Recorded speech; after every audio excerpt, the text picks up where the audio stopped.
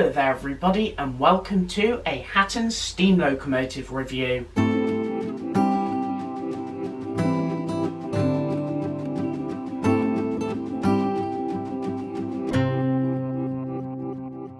So yes, as you can tell from that intro, we are looking at this, the Hattons Andrew Barclay, and this one is in a nice fetching green livery, all lined and called Coronation.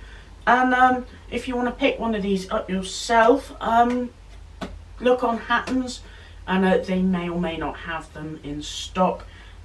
Because of filming quite far ahead, I just don't know. But yeah, if you look to get one of these, you're looking around £100 mark, between £89 and £100. As of filming, it's same with their P classes. So without further ado, let's open the box and take a look at this Hattons Andrew Barclay. So here we have it, the box, and a weird thing on the front, customer's name and that is not my name. I'm going to put that out, and it says DCC here as well, and this is because we ordered the standard non-DCC fitted version, but they sent us a DCC fitted version. So I was very confused when I was running in my Andrew Barclay, and then every so often it just went in the opposite direction on DC.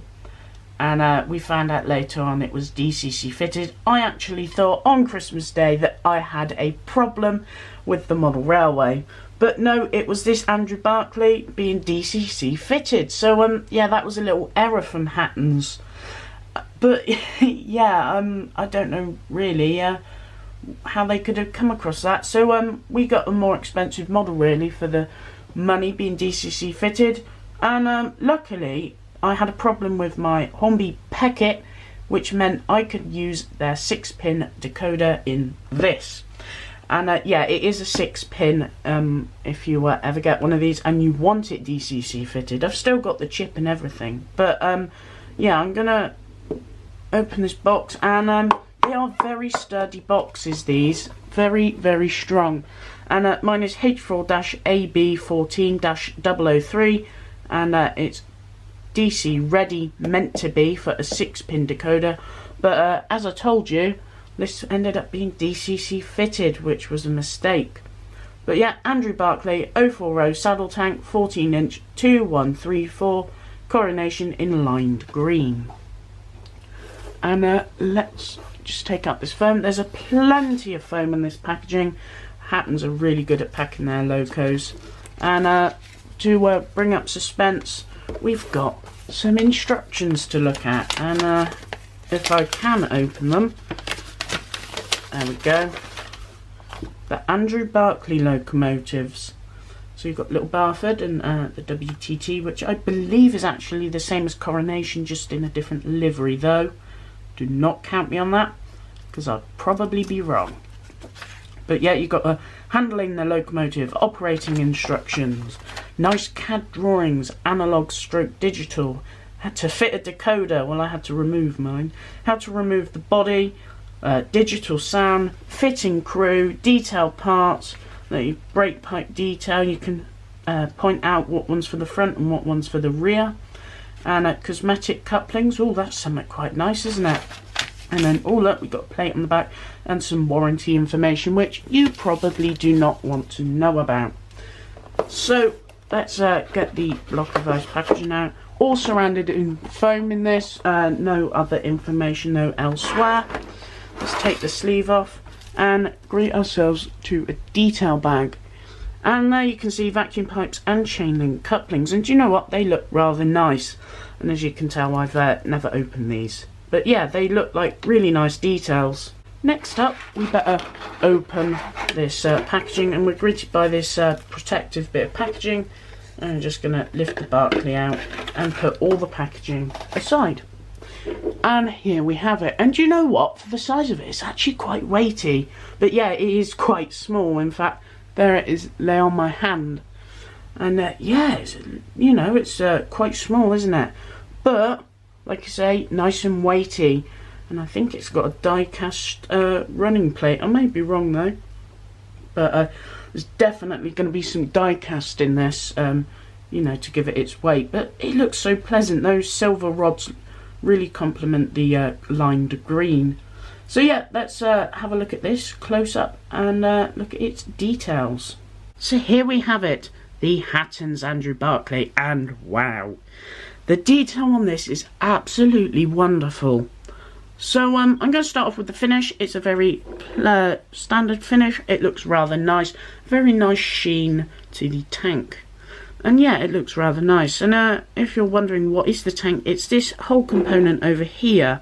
So these are well known as saddle tanks, and it is literally called that because the tanks saddle on top of the boiler. So yeah, there isn't any boiler visible really, apart from details that shine through there, which you won't be able to see on camera. But yeah, it looks really nice. The colour's really nice, the nice green, and the lining is really nicely done. Look at it all around the cab, and all on the tanks, and even on the cylinders. It looks really nice. And the lining even follows you round to the back of the cab. And yeah, overall it just looks absolutely wonderful. Taking a look at the front on the smokebox door, you've got nice silver picked out details, including the smokebox dart. You've got a nice buffer beam there, haven't you, with the numbers printed on it. You can see 2 holes, and the 2 holes are for a vacuum pipe.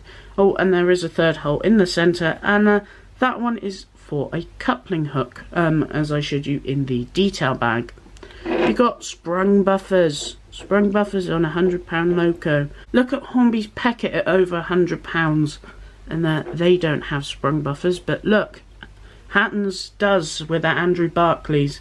You got nice fine steps and little things protruding out the running plate, and those are for the crew and that to hold on to when climbing the engine.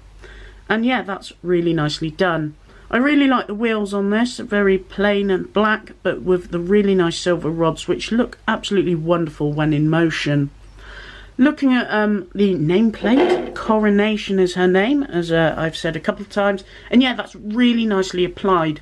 To improve this, I'd probably include some etched ones, but do you know what, the printing ones are nice enough. Same with the builder's plate on the side, and yeah, that looks really nice, doesn't it?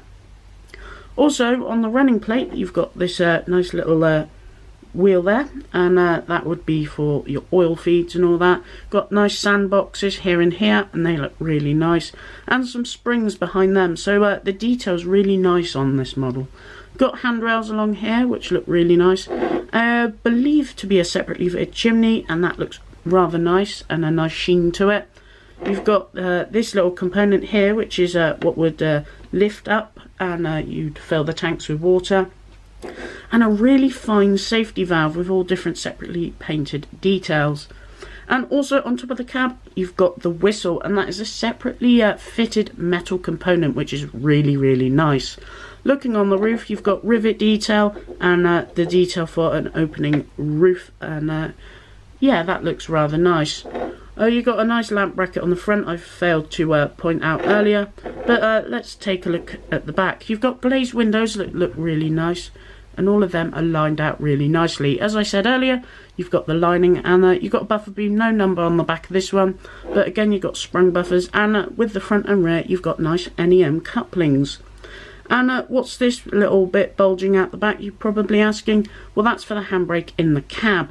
So the handbrake in the cab, if it didn't have this little component here, there'd just be a hole in the cab. If this was flush, you'd hit your knuckles every time you tried to put the handbrake on or off, and you wouldn't be able to spin the handbrake. So it does kind of prove how small these are.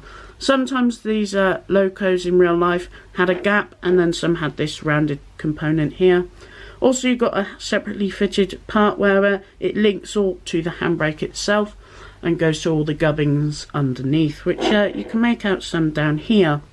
And yeah, that looks really nice. One thing about the glazing, I don't know if you can make it out from that angle inside, but you can see it's all in one piece. Sometimes nowadays in the modern day people prefer separate little pieces, but to be honest, I'm not fussed about that.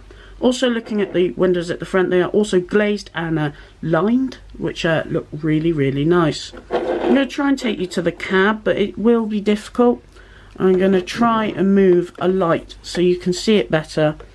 And that's probably the best I'm going to get for you. But what I can tell you, in real life, this is a absolutely wonderful cab. You've got a yellowish, creamy interior done to it, and you've got all the details fitted in there. Even potentially a separately fitted regulator. And you know what? All of that looks really, really nice. So yes, that is one up for Hattons. And you know what? I absolutely love their locomotive. One thing for body removal is you've got to take out these little pipes here. You can see really nice and fine pipe running along the running plate and then going up into the boiler. And yes, for body removal you need to pull out them. Now if you look on the other side, the knobbly bit has disappeared, and that's because they are very fragile and break off. So if you get one of these yourself, it's something to be very, very careful about.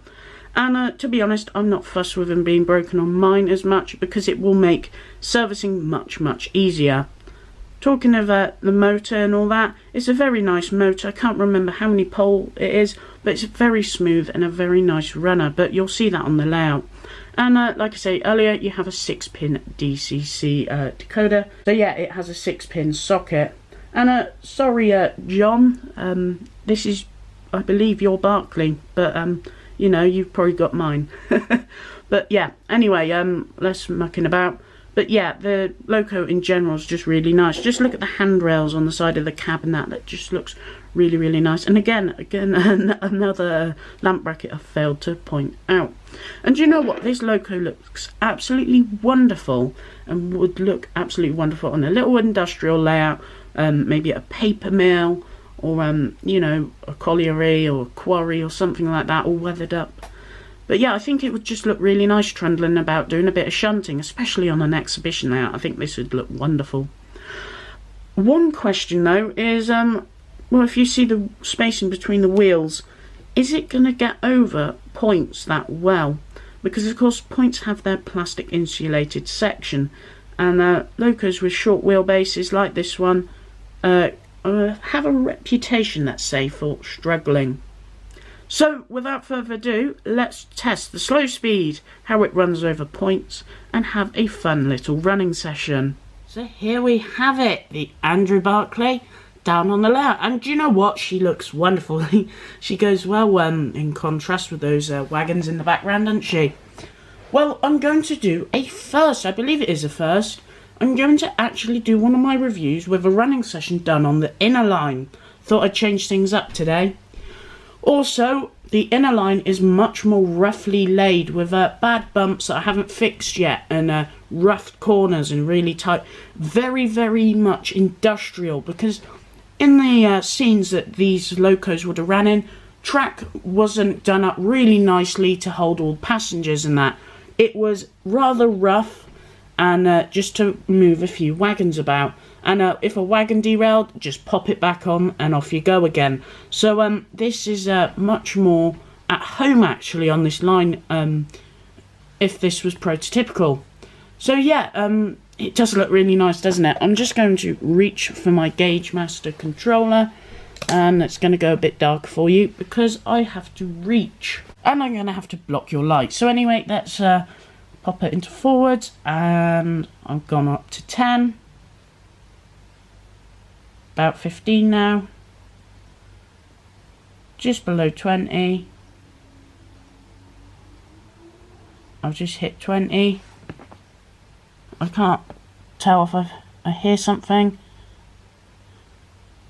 Oh, she's definitely moving now. Yep, that is a slow speed and a half, isn't it? I'm sure you can barely make it out, but yeah, she is definitely moving. Look at that, she's a bit coggy, and you know, because there is actually no flywheel in this mechanism. But do you know what? It looks rather nice. I feel like you don't really need a flywheel in something like this. But yeah, let's try in reverse. 10, 15. So it was about 20 before. Now I'm less than, oh no, I'm bang on 20 now. And she's going in reverse. So yeah, that is a very nice slow speed, isn't it? I can barely make out that she is moving actually. So yeah, that is very, very good. So she passes the slow speed test. But does she get over points okay? Let's try that out. So we're looking at this point here, and that is a standard Hornby point. So I better knock the power up on this, and I've got it at 40 at the moment, and at this point is hell for most locos anyway.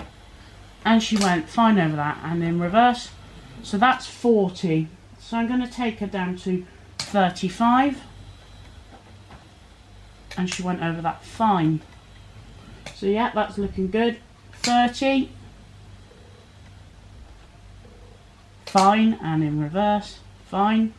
Oh, she stalled, but that isn't on the plastic section, so actually that's fine. I'm going to do that again though. Oh, she did stall then, so she's looking a little bit rougher when it comes to this speed, though she is making it, apart from there. There we go, she did make it. It's just a little bit more temperamental. So, do you know what? That's okay, I think. Yeah, that looks rather nice. Though, like I say, on a Gauge Master Combi, 30 is about the lowest you want it, and that's what I've been having it where it stalls every now and then. So let's strength test this loco. So I'll set up a freight train, and it goes all along. I know it's out of focus, but it goes all along here and right up to where the Barclay is now. So apologies for the poor shoddy camera work, but let's reverse it on there, and let's see if she can pull that with a die cast. She's definitely got die cast, and look at that, with ease. That's on 30 as well, and yeah, she's pulling that quite happily. I'm going to speed it up to 40.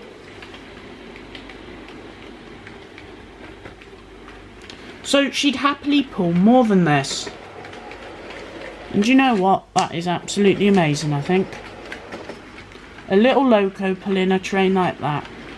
I have some larger locos that would struggle to haul this. So yeah, that's really nice. The reason it done a sudden stop there is because I put on the controller to no power. So yeah, but yeah, that looks really good, doesn't it? A very nice strong puller. So I'm going to get her onto a smaller train now, and we'll have a little running session. So here we are with a more ideal train. Yeah, 3 wagons and a brake van. So yeah, that would be a nice little train. So I'll just set her off, and you know what, I'm going to have her at 30, unless she keeps stalling on that point, and enjoy the running session.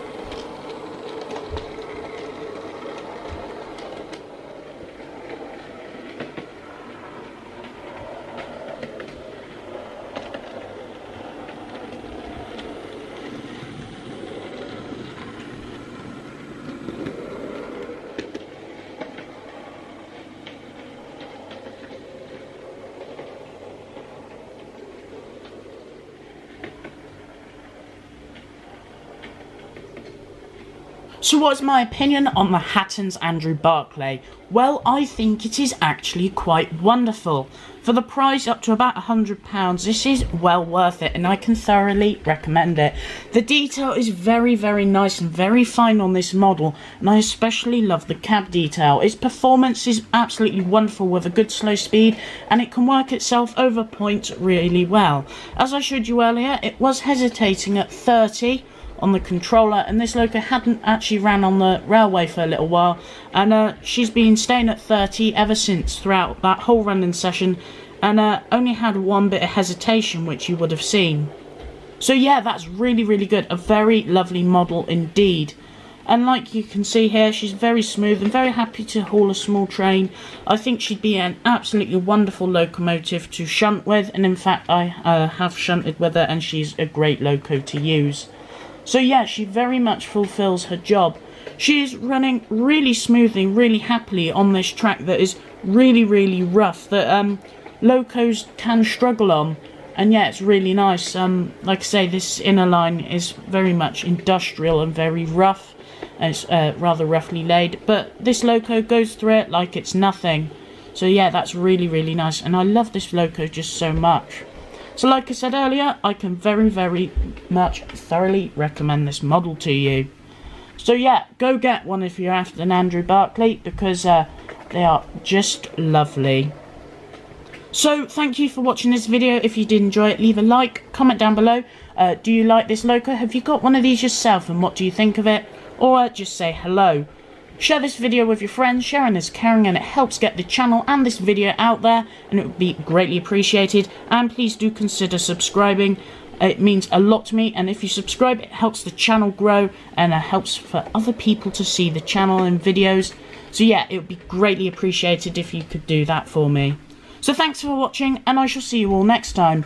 Cheerio for now, and I hope you enjoyed this review.